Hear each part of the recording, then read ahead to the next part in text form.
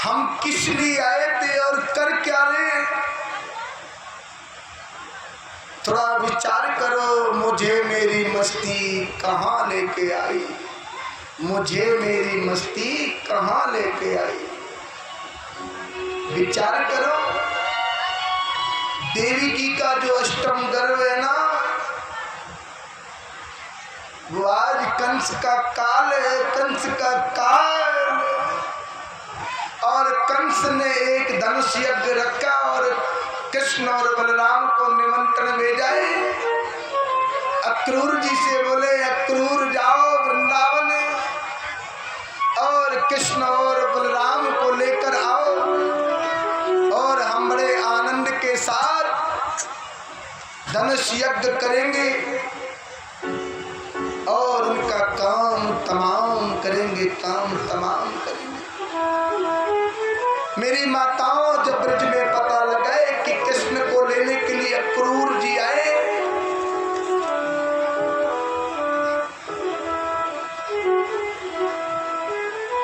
जब पता लगाए कि महाराज अक्रूर जी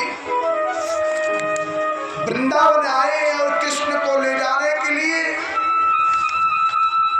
जीवन धन मथुरा चले, गोकुल की करुण कहानी। जीवन धन मथुरा चले, गोकुल की करुण कहानी। मन दे बेटे निर्मोही को, ये कैसी हुई नादानी। वो गोपियां फिर रोने लगी। बड़ी मुश्किल में तो हमारा प्रेम एक बंधन तक सुरक्षित हुआ था, लेकिन कृष्ण हमें छोड़कर मथुरा जा रही है। हम जिनके लिए हुए दीवाने, वो प्रेम की रीति को क्या जाने। एक पल भी पलक नहीं लगती है, ऐसा वो लोग लगा के गए, ऐसा वो लोग लगा के गए। तीसरी गोपी आई और कहती है, आके बाहर रोती है, ग्वालों की पुकारे रोती है, गैया बछड़ों की कौन कहे, गोकुल की दीवारें रोती है। अब सिसक सिसक कर रोने लगी। जीवन धन मथुरा चले, जीवन धन मथुरा चले। भूला क्यों दिया हमको, भूला क्यों दिया हमको अपना बना के, भूला क्यों दिया हमको अपना बना के, भूला क्यों दिया हमको अपना बना के। अभी मेरी आंखों में आंसू भरे हैं, अभी मेरी आंखों में आंसू भरे हैं, जख्म मेरे दिल को तरुर कर रहे हैं। तालियों की सेवा करते हुए, अभी मेरी आंखों में आंसू भरे हैं, अभी मेरी आंखों में आंसू भरे हैं, जख्म मेरे दिल को तरुर कर रहे हैं, जख्म मेरे दिल को तरुर कर कर रहे हैं। भुला क्यों दिया हमको, भुला क्यों दिया हमको अपना बना के, भुला क्यों दिया हमको अपना बना के, भुला क्यों दिया। कोई श्याम सुंदर से कह दो ये जाके, भुला क्यों दिया हमें अपना बना के, भुला श्याम सुंदर से कह दो ये जाके, भुला क्यों दिया हमें अपना बना के।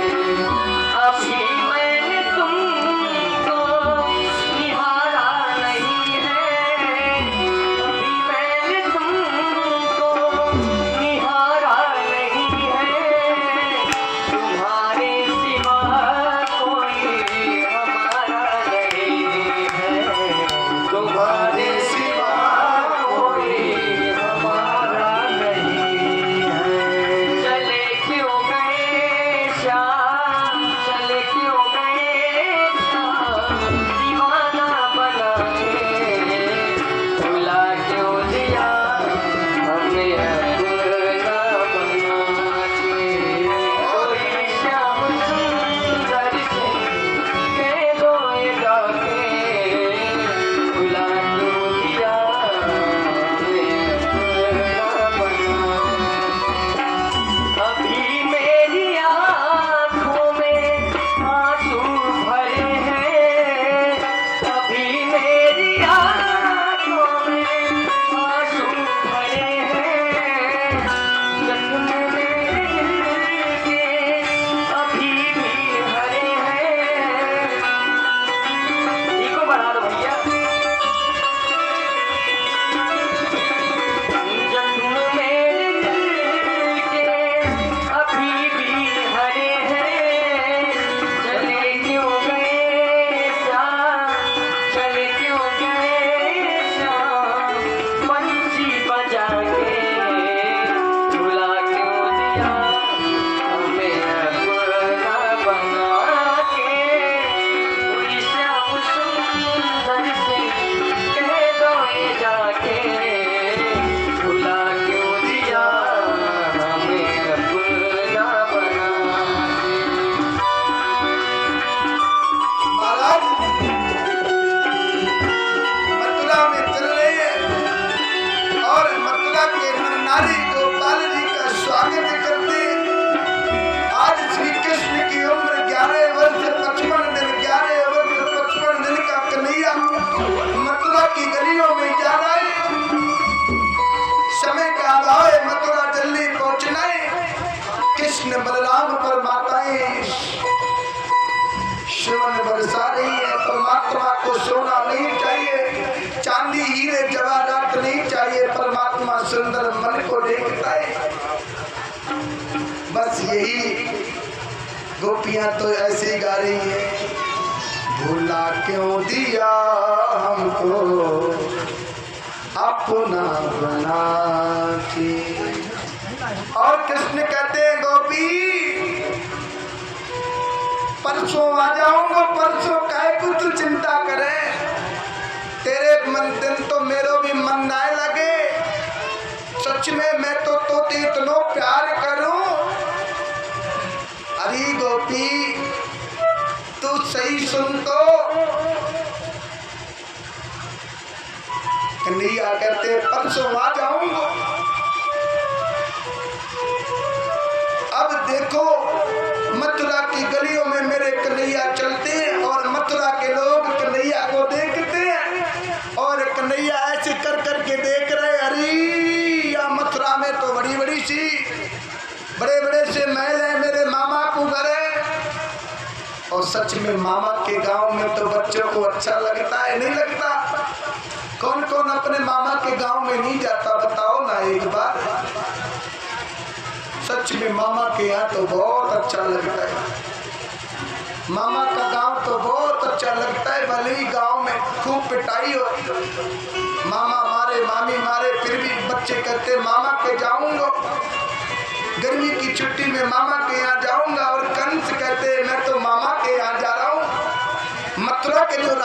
कंस वो मेरे मामा है। किसी का मामा अच्छे पद पर होता है तो भांजा कहता है मेरा मामा इस पद पर है। कृष्ण कहते हैं मैं तो मथुरा जाऊंगा और कंस मेरे मामे, और कन्हैया के पास तो आज पहनने के लिए अच्छे कपड़े भी नहीं है। पहले चलते हैं धोबी के यहाँ, क्योंकि कंस के कपड़े कौन धोता है? तो यहाँ कोई धोबी बैठा है कि नहीं बैठा? आप बहुत भाग्यशाली हो, पहले गोविंद तुम्हारे घर गए, क्योंकि कंस के कपड़े धोबी धोता है। और धोबी के पास पहुंचे, तेरे धोबी, अरे कौन है तू? अरे तुमको ना जाना है ना, मैंने तो देखो ही ना है, तो कैसे जानू तू कौन है? किस कौन को है? अरे मैं हूँ वसुदेव नंदन है, मेरा नाम है कृष्ण, मोए लोग प्रेम से कन्हैया कहे। अच्छा वही कन्हैया जो हमारे राजा विराजा महाराज कंस को, अर्थात कंस का काम तमाम करेंगे? बोले हाँ हम ही करेंगे। अरे तू कहाँ करेगा? पहले तो मैं तेरा ही काम कर दूंगा। धोबी ने कहा आ जाओ। बोले क्या? बोले मुझे कपड़े चाहिए। कौन से कपड़े? बोले कंस के कपड़े मुझे दे दो। धोबी कह रहा मैं क्यों दे दूं? वो मेरे राजा है। भगवान ने धोबी को इतनी अच्छी मुक्ति प्रदान करी और धोबी से कपड़े लिए। अब कन्हैया 11 वर्ष 55 दिन के, और महाराज जो कंस के कपड़े बड़े बड़े और कन्हैया पतले। अब चलते हैं दर्जी पर, और दर्जी पर महाराज कहे इनको ठीक करो। दर्जी कहता अरे तुम कौन हो? ये राजा महाराजा के कपड़े तुम्हारे पास? बोले मैं कन्हैया हूँ वसुदेव नंदन, और ये कपड़े ठीक करो। दर्जी कहता है ऐसा मौका, ऐसा सौभाग्य तो कैसे मिलेगा? जब मैं नाप लूंगा तो वही कैंची आगे बढ़ा दूंगा और कंस का काम मैं कर दूंगा। कंस आज प्रसन्न होकर मुझे बहुत सा धन देंगे। और दर्जी ने काम करने के लिए सोचा है, मेरे गोविंद टेढ़ी टांग वाले ने ऐसा करिश्मा दिखाया है, दर्जी को वो गति प्रदान करी है पूछो ही मत। आगे कृष्ण के दरबार में प्रतीक्षा हो रही है, कृष्ण आएंगे, बलराम आएंगे। मथुरावासी कृष्ण और बलराम को देखने के लिए बड़े आनंद से बैठे हैं कि आने वाले होंगे गोविंद बलराम। तो तुम भी बैठे हो, मेरे गोविंद की शादी कब होगी?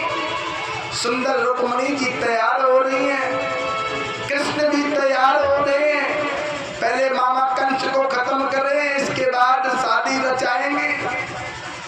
कुब्जा जो कंस के दरबार में चंदन लगाने का काम करती है, टेढ़ी मेढ़ी है, बड़ी टेढ़ी मेढ़ी है।